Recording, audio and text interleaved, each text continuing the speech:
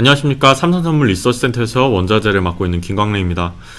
지난 한 주 동안 미국 본토에 상륙한 그 허리케인 아이다 때문에 상당히 많은 피해가 있었고, 지난 주말까지도 뉴욕과 뉴저지주 등 사상 처음으로 홍수 경보가 발생을 하는 등 재난 피해가 상당히 좀 심하게 진행이 되고 있는 상황이었고요. 또 이와 더불어서 멕시코만 지역의 생산시설 그리고 정유시설 등의 피해도 매우 크게 진행이 되면서 이러한 부분들이 복합적으로 유가의 변동성을 크게 확대시킨 요인으로 작용을 했었습니다.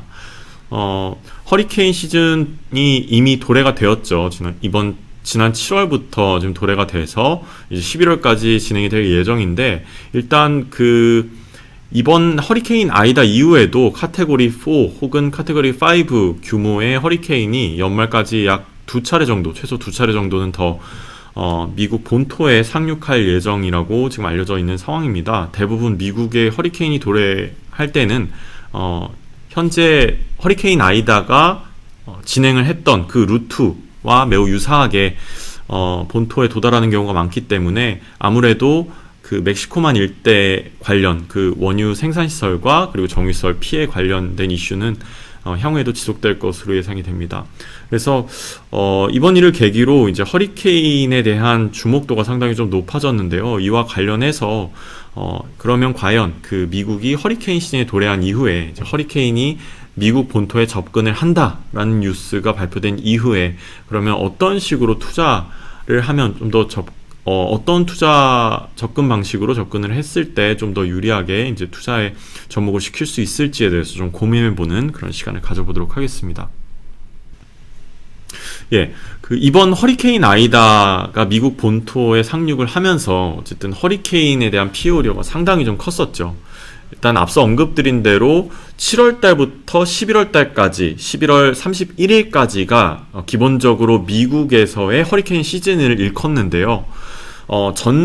연간 기준으로 전체 허리케인 발생량의 98%가 집중되어 있는 만큼 미국에서도 상당히 좀 허리케인 관련된 이슈가 부각이 되고 있습니다. 그래서 일단 지금 현재 허리케인은 거의 소멸되어 있는 상황이긴 합니다만, 향후에 다가올 그런 아이다급 이상의 허리케인의 돌발 변수들에도 상당히 좀 주목해 볼 필요가 있다라고 생각이 됩니다.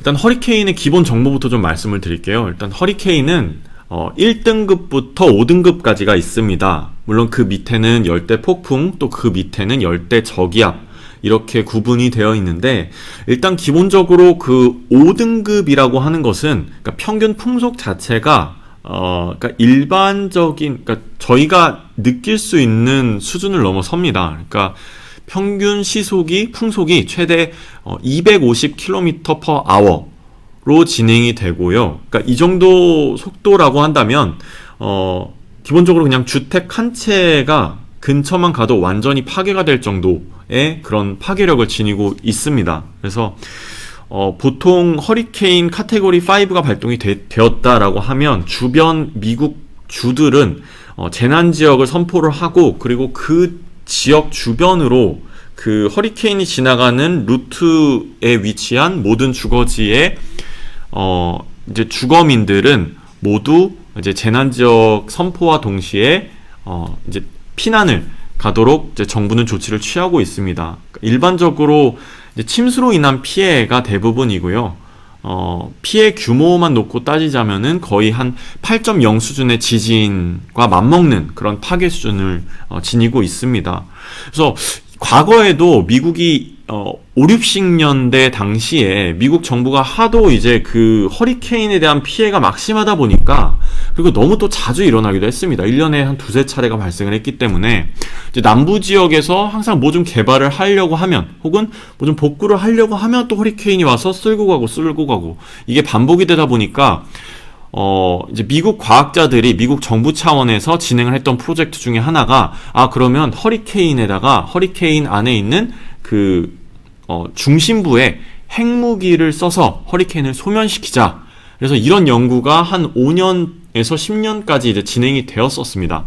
근데 문제는 뭐냐면 워낙 허리케인에 대한 그 에너지가 막대하다 보니까 그 당시에 미국이 가지고 있는 핵무기를 모두 쏟아부어도 허리케인을 소멸시킬 수 없다라는 결론이 났습니다. 그래서 기본적으로 허리케인 카테고리 5를 소멸시키기 위해서 이론상 필요한 핵무기수가 10,000개 정도라고 합니다. 그렇기 때문에 이론상으로만 가능할 뿐 현실적으로는 불가능하고요. 그리고 또 핵무기를 사용을 했을 때 나중에 원자력 피해까지 감안했을 때, 그러니까 이러한 부분들은 너무 비현실적이다라고 해서 프로젝트가 완전히 실패했던 사례도 있었습니다.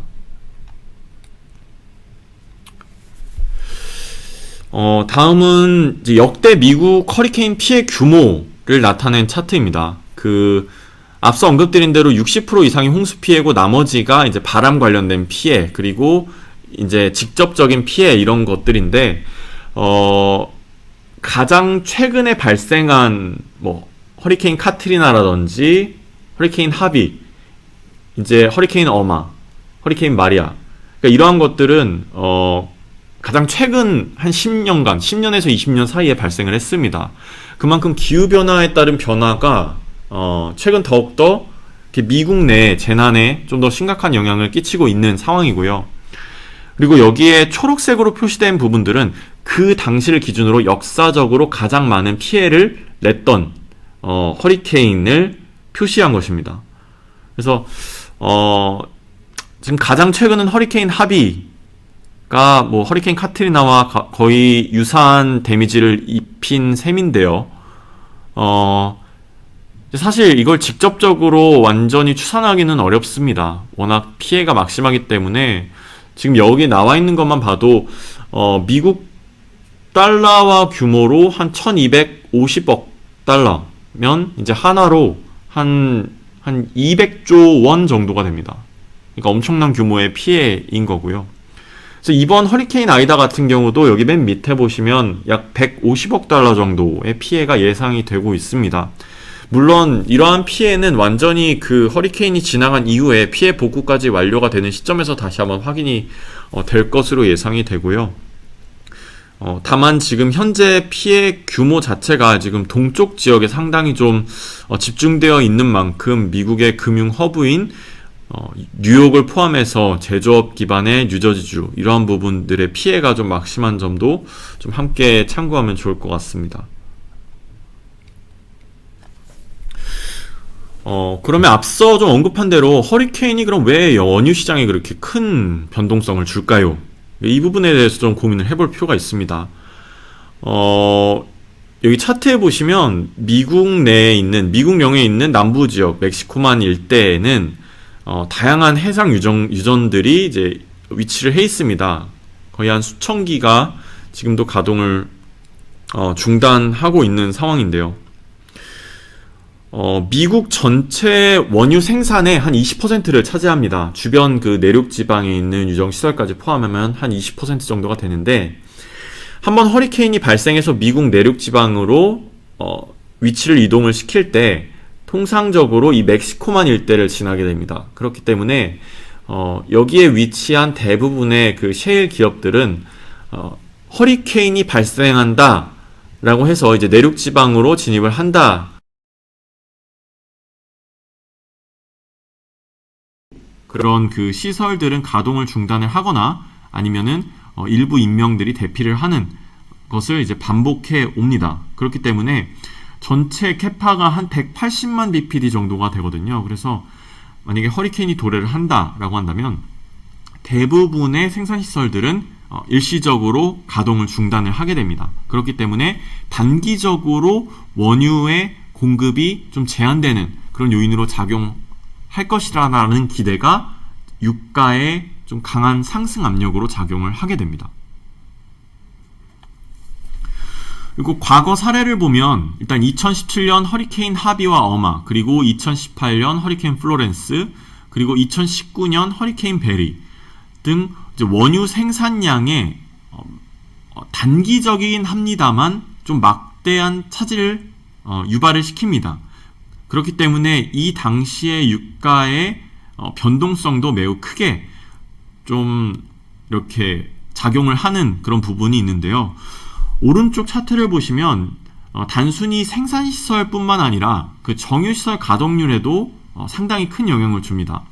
앞서 언급드린 허리케인 하비, 어마, 플로렌스, 그리고 베리 등의 그 정유시설 가동률을 살펴보면은 갑자기 급격하게 하락했다가 다시 급격하게 반등해서 평소 수준을 유지를 하는데, 그러니까 보통 이렇게 회복까지 걸리는 시간이 짧게는 한 1주에서 2주, 길게는 한 달 정도로 이렇게 텀이 진행이 됩니다. 반면 생산시설은 한 1주에서 2주 사이에 빠르게 복구를 하는 그런 차이가 있습니다.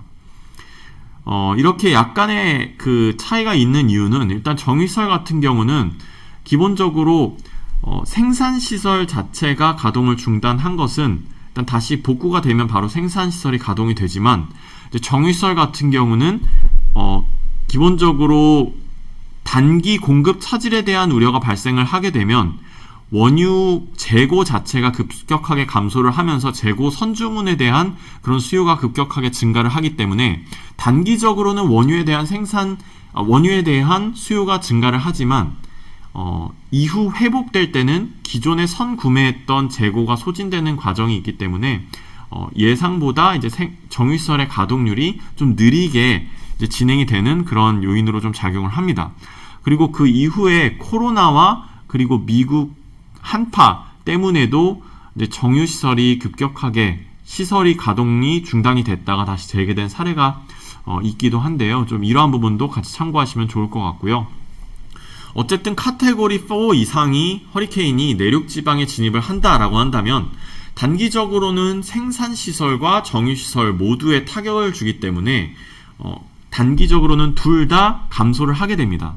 근데 이후의 향방은 그럼 과연 생산시설이 더 피해가 큰가, 아니면 정유시설이 더 피해가 큰가 여부, 그리고 이후에 그 내륙 지방에서의 홍수 피해가 어느 정도 발생을 했고 이것이 향후 그 가솔린 수요까지 얼마만큼 영향을 끼치는가 까지 어느 정도 시장이 파악이 되면서 이제 파악이 되고 소화가 되면서 이제 그 과정에서 유가의 변동성이 좀 잦아드는 그런 형국을 맞이하게 됩니다. 그래서 이제 주간 원유 재고 데이터에도 상당히 영향을 끼치게 되는데요. 앞서 언급드렸던 것처럼 이제 허리케인이 도래를 한다라고 하면 급격하게 원유에 대한 수요가 늘어나면서 원유 재고가 급감하게 됩니다. 그리고 이후에는 회복되는 과정에서 원유 재고가 다시 좀 쌓이는 그런 형국으로 좀 나타나는 경우가 많기 때문에 일단 기본적으로 허리케인이 발생을 하고 내륙지방에 도래를 한다라고 한다면 단기적으로는 역사적으로 놓고 봤을 때 단기적으로는 유가 상승 요인, 그리고 그 이후에는 정유시설에 대한 피해 여부, 그리고 그 홍수 피해 여부에 따라서이긴 하지만 기본적으로 이후에는 좀 유가의 하방 요인으로 작용을 하는 경향이 있는 점 좀 같이 참고하시면 좋을 것 같습니다. 그래서 일단 연말까지는 카테고리 4와 5 규모의 허리케인이 다시 미국 본토에 진입을 할 것이다 라는 지금 NOAA의 이제 기상청의 예보가 있는 상황입니다. 그래서 지금 일단은 허리케인 아이다에 대한 피해 규모에 따라서 향후 유가의 변동성도 좀 어느 정도 영향을 끼칠 것이다 라고 보여지는데요. 다만 좀 한 가지 유의하시면 좋을 것이, 이제 허리케인이 본토에 진입한다라고만 해서 단순하게 유가 단기 급등 요인이라고 단정 짓기는 또 어렵습니다. 왜냐하면 막상 허리케인이 본토에 진입한다고 하더라도 허리케인이 카테고리 4에서 갑자기 허리케인이 그 카테고리 1으로 급격하게 그 위용이 잦아드는 경우도 있고요.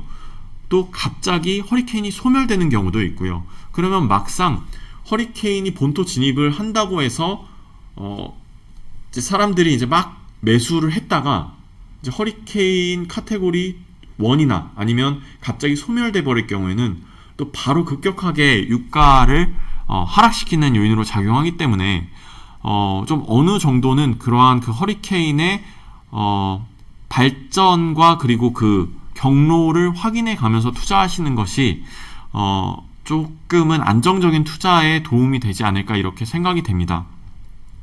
그리고 이후에는 앞서 언급드린 것처럼 일단 그럼 과연 생산시설과 정유시설이 어느 정도 피해를 입었는지, 그리고 생산시설과 정유시설의 피해 복구가 얼마만큼 빠르게 이루어지는지 여부에 따라서 상대적으로 어떠한 것이 더 빠르게 이루어지고 있느냐에 따라서 또 유가의 등락을 좀 변동시킬 수 있는 요인으로 작용을 할 수가 있겠고요. 그와 더불어서 앞서 언급드린 대로 얼마만큼 그 차량 보유 수가 많은 주들이 집중적으로 홍수 피해를 입었는지, 그리고 얼마만큼 빠르게 홍수 피해에서 회복이 되고 일상생활로 돌아가는지 여부에 따라서도 향후 원유 수요에 대해서 좀 이제 방향성을 정할 수 있는 그런 요인으로 작용을 하지 않을까 이렇게 생각이 됩니다. 그래서 그 부분도 같이 보시면 좋을 것 같다라는 생각이 듭니다. 그리고 마지막으로 이제 재고라든지 생산 관련된 데이터들, 특히 주간 데이터들은 허리케인 이슈가 있은 이후에 최소 2주 뒤까지는 데이터와 관련된 이제 변동성이 매우 극심하고 이것 자체만 놓고 이게 지금 평소와 같은 상황에서 수요나 혹은 생산을 대변하지 않기 때문에 너무 과도한 믿음은 좀 자제하는 편이 좋지 않나 라고 개인적으로 생각이 듭니다. 그래서 제가 언급드린 부분들 좀 참고하시면서 허리케인이 미국 본토에 상륙했을 때 이렇게 좀 이러한 부분들을 좀 참고하시면서 투자하시면 좋지 않을까라고 생각이 됩니다. 그래서 제가 준비한 내용은 여기까지고요. 이제 다음 주에 좀 더 알찬 내용으로 찾아뵙도록 하겠습니다. 지금까지 삼성선물 리서치센터에서 김광래였습니다. 경청해 주셔서 감사합니다.